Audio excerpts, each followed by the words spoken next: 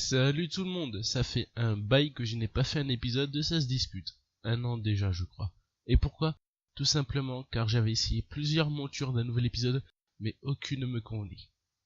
Dans le 4e épisode, nous parlions d'un youtubeur. Souvenez-vous, nous parlions de Pacific Sound 3003. Ici, nous allons parler une nouvelle fois d'un youtubeur, mais pas n'importe lequel. Nous allons parler d'un youtubeur spécialisé en informatique. Et le terme spécialisé est accompagné d'énormes guillemets. Certains d'entre vous doivent déjà savoir de qui je veux parler. Dans cette vidéo, nous allons étudier le cas de Bob Morris, un youtubeur qui s'est illustré dans sa vaine tentative de vouloir faire passer Electronic Arts, qui lui, sait ce qu'il fait, pour un espèce de gros taré. Certes, certaines de ses méthodes lui sont propres et peuvent être discutables. Mais contrairement à ce que peut affirmer notre ami Bob, il n'a jamais, à ma connaissance, mis en danger qui que ce soit. Nous allons voir dans cette vidéo quel genre de personne est notre Bobby adoré. À l'heure où j'écris cette vidéo, notre cher Bob dispose de 547 abonnés pour un total de 169 000 vues sur 119 vidéos. Mais nous devons d'ores et déjà noter que ce n'est pas sa toute première chaîne. En effet, Bob en avait plusieurs auparavant, sous plusieurs noms, notamment Jacques Branlo. Comme expliqué, notre cher Bob fait des vidéos en informatique. Somme toute, un sujet relativement bateau sur YouTube et facile à aborder pour quiconque s'y connaît un minimum. Le net regorge de tutoriels de très bonne qualité sur les logiciels et le côté hardware. De simples recherches Google peuvent vous aider sur n'importe quel domaine tant que vous tombez sur quelqu'un qui sait ce qu'il fait. Dans ces vidéos, Bob nous parle d'alimentation advanced, de montage en informatique ou encore d'entretien des composants. Quelque chose qui peut être vu des centaines de fois sur YouTube, plus ou moins bien traité selon les personnes. Il fait également quelques vidéos sur l'électricité statique ou l'électricité en général, en prenant appui selon lui sur des cours dispensés par Électrotechnique, allant même jusqu'à expliquer selon lui que les gens font le rapprochement entre milliampères et mégavolt, ce qui est bien évidemment faux. Il va jusqu'à parler d'électrocution grave pouvant entraîner des handicaps. Alors qu'on soit bien clair tout de suite, une électrocution n'entraînera jamais de handicap. Tout ce qu'elle entraîne, c'est la mort. L'électrocution est toujours mortelle dans tous les cas. Si ça entraîne de handicap, c'est une électrisation. Pour quelqu'un qui prétend vouloir apprendre aux gens quelque chose du niveau électrotechnique, c'est du foutage de gueule, clairement. On apprend cette différence en première année. Notre cher Bob est un monteur extrêmement consciencieux, mais alors vraiment très consciencieux. À chaque fois qu'il montera un PC ou changera un composant, il portera des lunettes de sécurité pour éviter de perdre des cils, des gants pour ne pas se blesser ou laisser un bout de peau dans un connecteur, un bracelet antistatique pour ne pas tuer ses composants et une toque pour éviter de perdre ses cheveux, en sachant que la majorité des composants actuels ne nécessitent pas de bracelet antistatique pour être montés. Tant que vous touchez la carcasse métallique de votre PC, que vous ne portez pas un gros pull en laine en caressant votre chat sur un gros tapis tout en portant des chaussettes de ski en laine, vous ne risquez pas grand chose à mon sens. Il est vrai que par le passé certains composants étaient relativement fragiles, mais à mon sens, leur résistance s'est améliorée depuis le temps.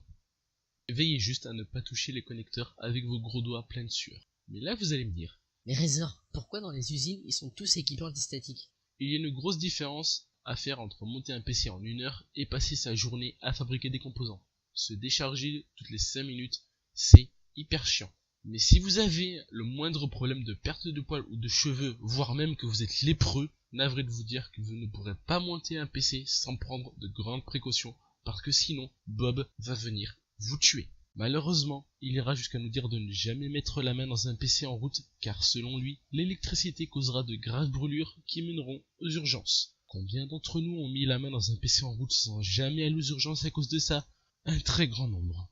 Pour finir, nous allons parler des sujets préférés de Bob. Le nettoyage des composants à l'alcool à 90 et ensuite les alimentations advanced. Selon lui, nettoyer un processeur ou une barre de RAM à l'alcool à 90 est une connerie sans nom pouvant mettre le feu à un ordi. Entre nous, qui serait assez con pour foutre un composant imbibé d'alcool dans un ordi et l'allumer ensuite? Personne normalement constitué attendrait que ça sèche. Son argument favori est le suivant. Les notices de console interdisent l'utilisation de l'alcool. Oui, ça c'est normal Bob, c'est pour empêcher les débiles profonds de jouer avec l'alcool et de faire n'importe quoi.